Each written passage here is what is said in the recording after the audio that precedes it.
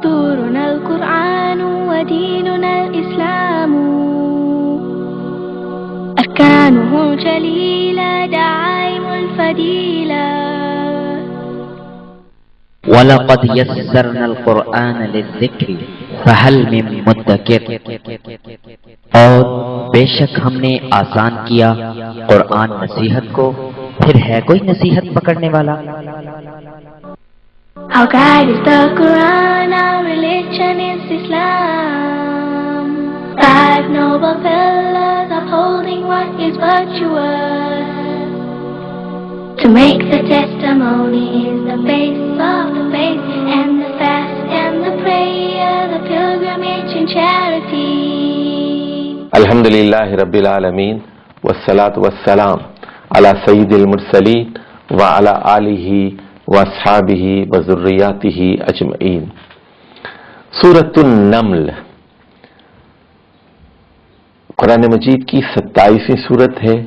یہ بھی ایک مکی سورت ہے، مکۃ المکرمہ میں نازل ہوئی اور غالباً تیسرے دور میں 6 نبوی سے 10 نبوی کے درمیان کسی وقت نازل ہوئی ہوگی۔ اس سورت کا مرکزی مضمون توحید الوہیت اور حاکمیت ہے۔ اس میں حضرت سلیمان علیہ السلام کی دعوتی خدمات کا تذکرہ ہے۔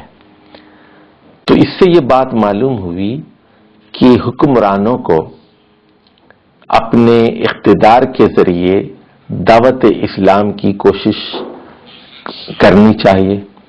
حکمرانوں کو یہ چاہیے کہ وہ اپنے اقتدار کو اسلام کرتے ہوئے اسلام کی دعوت کو عام کریں، جس طرح حضرت سلیمان نے فلسطین میں اپنی حکومت قائم کی تھی، لیکن انہوں نے اپنے اقتدار کو استعمال کرتے ہوئے یمن کی ملکہ سبا کو اسلام کی دعوت دی اور اقتدار کو استعمال کیا، جس کے نتیجے میں سورج کی پوجا کرنے والی یہ خاتون ملکہ مسلمان ہو گئی۔ تو 93 آیات پر مشتمل یہ ایک مکی سورت ہے، اور یہ وہی دور تھا جب نبی کریم صلی اللہ علیہ وسلم پر الزامات عائد کیے جا رہے تھے کہ آپ شاعر ہیں، اور آپ کی دعوت کو شکوک و شبہات کی نظر سے دیکھا جا رہا تھا۔ اب کچھ کتابی ربط پر گفتگو ہو جائے تو پچھلی سورت شعراء میں ہلاک شدہ قوموں کے منفی رویوں کا ذکر تھا کہ اللہ نے مختلف قوموں کو ہلاک کیا اس لیے کہ انہوں نے انبیاء کی تعلیمات کو مسترد کر دیا تھا، لیکن یہاں سورۃ النمل میں مثبت رویوں کا ذکر ہے کہ ملکہ سبا نے اس دعوت کو قبول کر لیا اور وہ حضرت سلیمان علیہ السلام کے ساتھ اللہ رب العالمین کے آگے سر تسلیم خم کر دینے والوں میں سے تھی۔ پچھلی سورت شعراء میں اللہ تعالی کی 2 صفات بیان کی گئی تھیں، عزیزیت اور رحیمیت، اور اس سے قانون جزا و سزا پر استدلال تھا۔ لیکن یہاں سورۃ النمل میں ایک آیت بار بار آئی ہے اور سوال کیا گیا ہے، اِلٰہٌ مع اللہ، اِلٰہٌ مع اللہ، کیا اللہ کے ساتھ ساتھ کوئی اور بھی الوہیت میں شریک ہے؟ تو یہاں توحید الوہیت کو ثابت کیا گیا ہے کہ الوہیت میں اللہ کے ساتھ کوئی شریک نہیں ہے۔ اب ہم اس کے چند اہم کلیدی الفاظ اور مضامین کی طرف توجہ کرتے ہیں۔ تو ایک آیت ترجیح ہے سورۃ النمل میں، 5 مرتبہ آئی ہے، شرک کی تردید کے لیے بار بار سوال کیا گیا، اِلٰہٌ مع اللہ، اِلٰہٌ مع اللہ، کیا اللہ تعالی کے ساتھ کوئی اور بھی الوہیت میں شریک ہے؟ सूरत नमल में अर्श का लफ्ज भी नहायत अहम है। अर्श का मतलब तो तख्त है और ये 4 मरतबा इस्तेमाल हुआ है। यमन की मलिका सबा, उसके पास भी एक तख्त था, बहुत खूबसूरत और शानदार, हीरे जवाहरात से मुरस्सा और सोना और चांदी उस पर चढ़ाया गया ऐसा अज़ीमुश्शान तख्त था, नक्श निगार जिस पर थे, जिसके बारे में कहा गया वलहा अर्शुन अजीम। और इसके बाद एक और अर्श का तज़किरा किया गया और ये अल्लाह ताला का अर्श है, अल्लाह ताला का तख्त है, जिसके अलावा कोई इलाह नहीं, जो अर्श अजीम का मालिक है। अल्लाहु ला इलाहा इल्लाहु रब्बुल अर्शिल अजीम।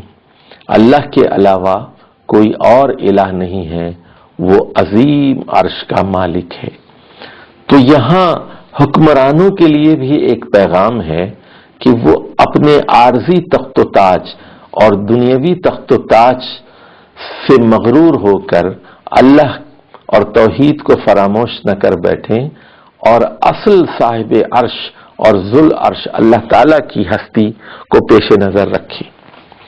सूरत नबल में उलू का लफ्ज भी बहुत ही कलीदी लफ्ज है और ये 2 किस्म की बालादस्तियों का यहां जिक्र है। उलू का मतलब बालादस्ती है कि हजरत सुलेमान ने यमन की मलिका को खत लिखा और कहा कि मेरे ऊपर उलू का मुजाहरा मत करो, सीधे तरीके से मुसलमान बनकर हाजिर हो जाओ। चुनाचे फरमाया गया अला तालू अलैया वअतूनी मुस्लिमीन। ये रियासत की कुव्वत से इस्लाम की दावत थी। और दूसरी जगह फरमाया गया फिरौन और उनके मलाआ के बारे में कि आले फिरौन ने जुल्म और बालादस्ती के गुरूर में हजरत मूसा की दावत का इनकार किया। वजहदू बिहा वस्तक़ीनतहा अनफुसुहुम जुल्मन व उलुवा, कि उन्होंने जुल्म की वजह से और अपनी उलू के गुरूर की वजह से हजरत मूसा की दावत का इनकार किया, हालांकि उनके दिल और उनके ज़मीर हजरत मूसा की दावत तौहीद की हक्कानियत के कायल हो चुके थे। सूरत नमल में कौम समूद और कौम फिरऔन के मजालिम का भी जिक्र है कि ये दोनों कौमें जिन्हें हलाक किया गया कितनी जालिम थी। तो हम बता चुके हैं, आयत नंबर 14 में कहा गया वजहदू बिहा वस्तक़ीनतहा अनफुसुहुम जुल्मन, जुल्म के साथ उन्होंने इनकार किया।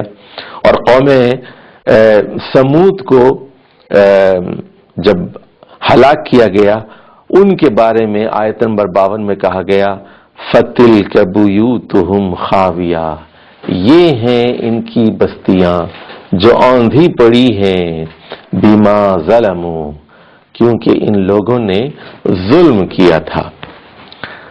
फसाद का जिक्र भी सूरह नमल में आया है। फिरौन और उसके लश्कर भी मुफसिद थे और उनसे इबरत हासिल करने का हुक्म दिया गया। फंजुर कैफ काना आकिबतुल मुफसिदीन। और कौम समूद के 9 लीडर भी मुफसिद थे, फसाद करने वाले थे, इनमें इस्लाह का कोई जज्बा मौजूद नहीं था। चुनाचे कहा गया वकान फिल मदीनती 9 रहतीन युफ्सिदून फिल अर्द वला युस्लिहून। उस शहर के अंदर 9 मुफसिद लीडर थे जो फसाद बर्पा करते थे और इस्लाह के लिए बिल्कुल तैयार नहीं थे। कुरान मजीद के तारुफ के सिलसिले में भी सूरतुन नमल के अंदर कुछ अहम आयात मिलती हैं। एक तो ये बताया गया कि ये किताब मुबीन की आयात हैं, वाज़ेह किताब की आयात। पहली आयत ही में ये बात बयान की गई। 6ठी आयत में ये कहा गया व इन्नका लतुलक्कल कुरआन मिन लदुन हकीमिन अलीम, कि ये دانا اور حکیم علیم ہستی کی طرف سے اے محمد صلی اللہ علیہ وسلم آپ پر قرآن نازل کیا گیا ہے۔ قرآن کی ایک خصوصیت یہ بیان کی گئی کہ یہ بنی اسرائیل کے اختلافی مسائل میں صحیح اور بے لاگ بات بتاتا ہے۔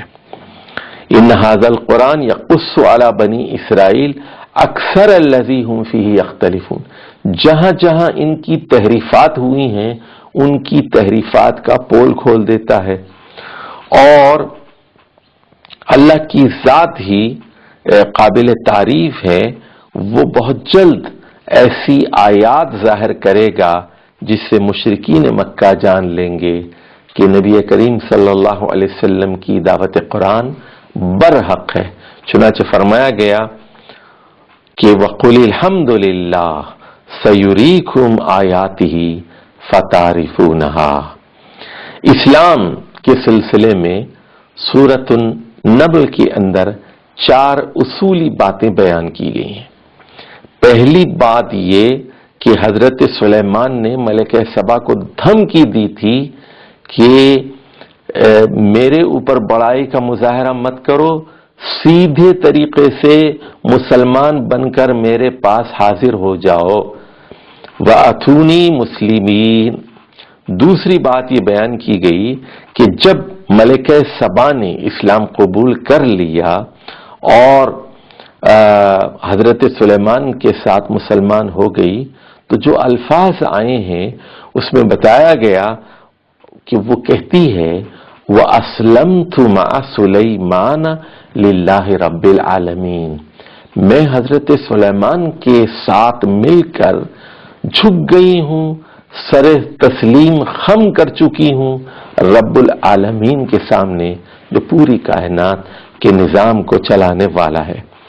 تیسری بات یہ بتائی گئی کہ جو مسلمین ہوتے ہیں، جو اللہ کے آگے جھک جاتے ہیں، سر تسلیم خم کر دیتے ہیں، وہ وہی لوگ ہوتے ہیں جو اللہ کی آیات کو توجہ سے سنتے ہیں، غور و فکر کرتے ہیں، قرآن مجید کے اندر ڈوبتے ہیں۔ ان تسمعوا الا من یؤمن بآیاتنا فہم مسلمون، اے محمد صلی اللہ علیہ وسلم آپ قرآن کی آیات صرف ان لوگوں کو سنا سکتے ہیں جو ہماری آیات پر ایمان لاتے ہیں اور جو سر تسلیم خم کرنے کے لیے تیار ہیں۔ چوتھی بات جو اسلام کے حوالے سے آئی ہے، خود نبی کریم صلی اللہ علیہ وسلم کی زبان سے یہ اعلان کرایا گیا کہ آپ خود یہ کہہ دیجئے وَأُمِرْتُ أَنْ أَكُونَ مِنَ الْمُسْلِمِينَ، مجھے حکم دیا گیا ہے کہ میں فرما برداروں میں شامل ہو جاؤں۔ اب آ جائیے ہم سورۃ النمل کے نظم جلی پر گفتگو کرتے ہیں۔ 8 پیراگرافوں پر مشتمل یہ سورت ہے، اور جیسا کہ پہلے بیان کیا جا چکا ہے، اس کا مرکزی مضمون ہے رسول کریم صلی اللہ علیہ وسلم کی قرآنی دعوت توحید و آخرت کو قبول کر کے اسلام قبول کر لو۔ اس میں توحید الوہیت اور توحید حاکمیت کے دلائل بیان کیے گئے ہیں، اور پھر یہ بات بتائی گئی ہے کہ مسلمان حکمرانوں کو یہ چاہیے کہ وہ اپنے اقتدار کو دعوت و تبلیغ کے لیے استعمال کریں۔ 8 پیراگراف ہیں۔ پہلا پیراگراف ابتدائی 6 آیات پر مشتمل ہے، یہ تمہیدی پیراگراف ہے۔ دوسرا پیراگراف 7 سے 14 آیات پر مشتمل ہے، اس میں حضرت موسیٰ علیہ السلام کی دعوت توحید اور حاکمیت کا تذکرہ ہے، اور طاغوت یعنی فرعونی حکومت کے خاتمے اور اس کے انجام کا ذکر ہے۔ تیسرا پیراگراف آیت نمبر 15 سے لے کر 44 تک حضرت سلیمان علیہ السلام کی حکومت اور ان کی داعیانہ سرگرمیوں کے تذکرے پر مشتمل ہے کہ کس طرح وہ یمن کی ملکہ سبا کو اسلام کی دعوت دیتے ہیں، جس کے نتیجے میں وہ مسلمان ہو جاتے